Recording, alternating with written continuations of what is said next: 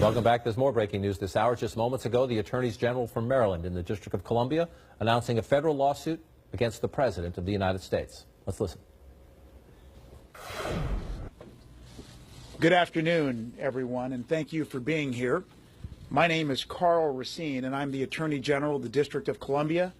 Attorney General Brian Frost and I are here today to announce that earlier this morning, the state of Maryland and the District of Columbia filed a lawsuit in federal court against the President of the United States.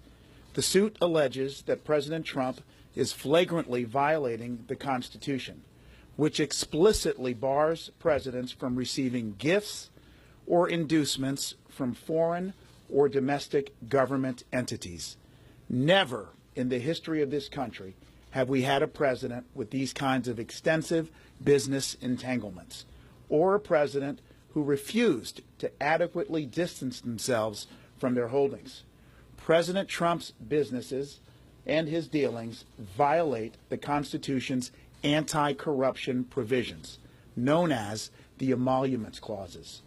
The framers included these two anti-corruption provisions to prevent foreign and domestic entities from seeking to influence the president by bestowing money or other things of value on him.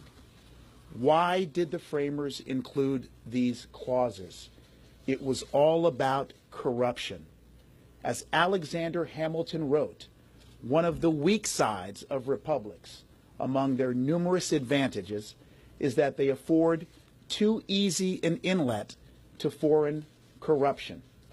The framers knew that government entities, foreign and domestic, would of course try to use things of value to influence or induce the president to do their bidding instead of that of the American people.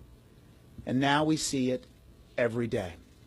My office window is just a few floors above where we're sitting today, and I can tell you that as I look out the window and see the tower of the Trump International Hotel, we know exactly what's going on every single day.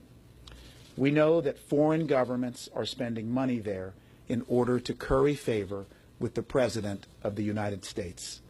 Just one example, the Kingdom of Saudi Arabia, whose government has important business and policy before the President of the United States, has already spent hundreds of thousands of dollars at the Trump International Hotel.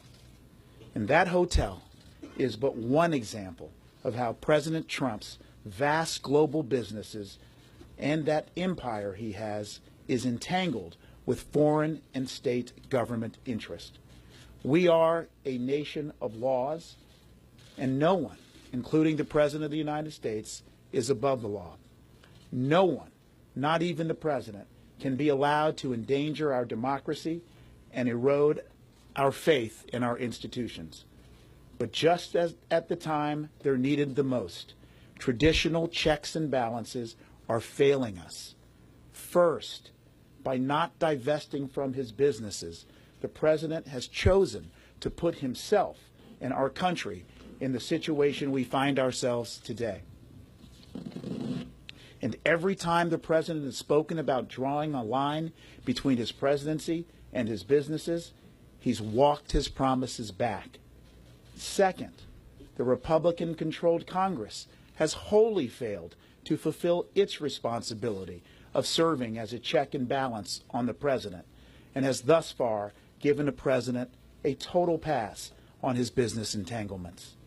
State attorney generals answer to the people of their jurisdictions, and we have a duty to enforce the law, and that's why we're taking action today. That's Carl Racine, the Democratic Attorney General of the District of Columbia. Brian Frost, the Democratic Attorney General of the state of Maryland, standing at his side. A lawsuit, as you heard laid out there, challenging the President of the United States, essentially saying the President has not kept his word to separate himself enough from his businesses. They are alleging here that the President's in violation of the so-called emoluments clauses, anti-corruption clauses, because the Trump International Hotel here in Washington, other Trump properties around the country and around the world are getting a lot of money from foreign governments, and they say that's a violation.